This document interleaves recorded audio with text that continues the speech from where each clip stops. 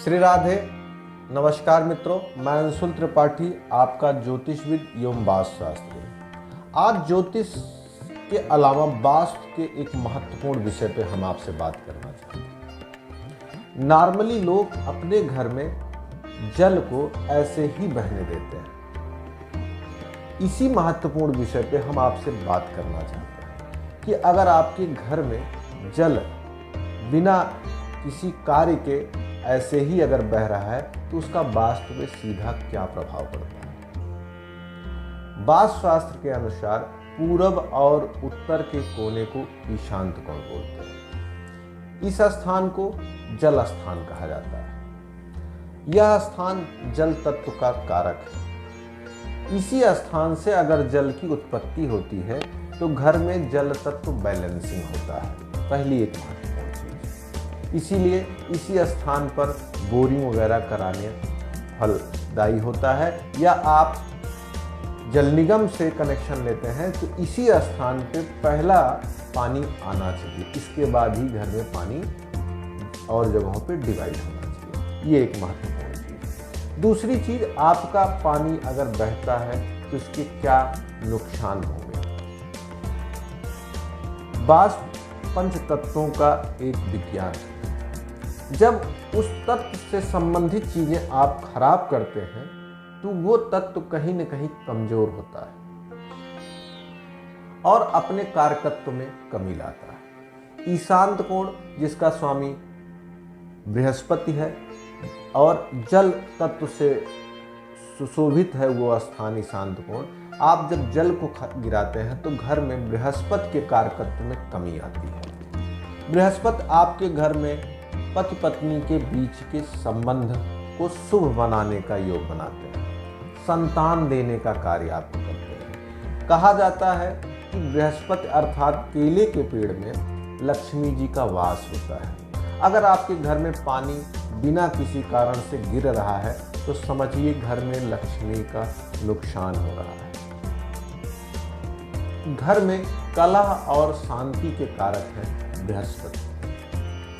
भगवान शंकर को भी ईशान्त कोण का कारक कहा जाता है। अगर घर में चोट चपेट या स्वास्थ्य संबंधी समस्या आ रही है तो कहीं न कहीं वास्तु के अनुसार आपके जल तत्व में समस्या है और इन संपूर्ण समस्याओं में आपके जल को खराब करना भी एक मूल कारण हो सकता है।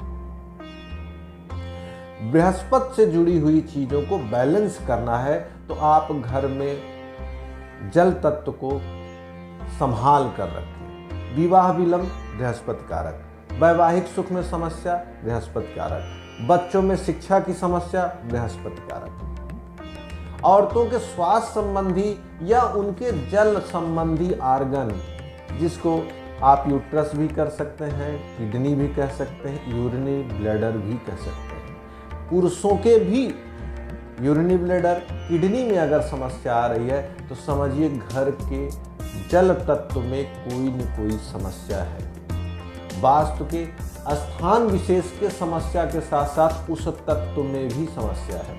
कई बार हमसे लोग पूछते हैं कि हमने तो ईशान्त कोण पे ही बोरिंग कराई है, हमने अपने घर में वास्तु के अनुसार चीज़ें बनाई हैं, तब भी इन चीज़ों में समस्याएं क्यों आ रही हैं। अगर आपने वास्तु सम्मत चीज़ें बनाई है, बहुत अच्छी बात है, आपको कम मात्रा में नकारात्मकता प्राप्त होगी। परंतु उन चीज़ों को आप कैसे व्यय करते हैं या उनको कैसे आप खर्च करते हैं, ये भी महत्वपूर्ण विषय है। इसलिए मित्रों, हम कहेंगे जल को आप सुरक्षित रखें, उसको खराब न करें। इससे आपके घर में वास्तु दोष उत्पन्न होता है।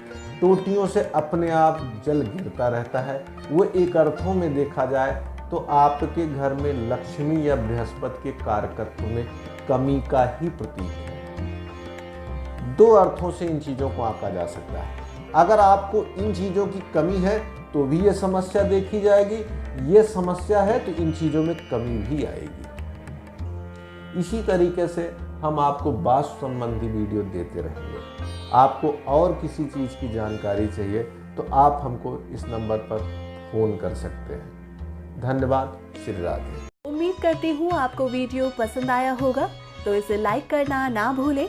ज्योतिष और पंचांग से जुड़ी जानकारी हम आपके लिए लाते रहेंगे, तो आपके अपने YouTube चैनल ज्योतिष पंचांग को सब्सक्राइब करें और बेल आइकन जरूर प्रेस करें ताकि आपको लेटेस्ट वीडियो की नोटिफिकेशन लगातार मिलती रहे।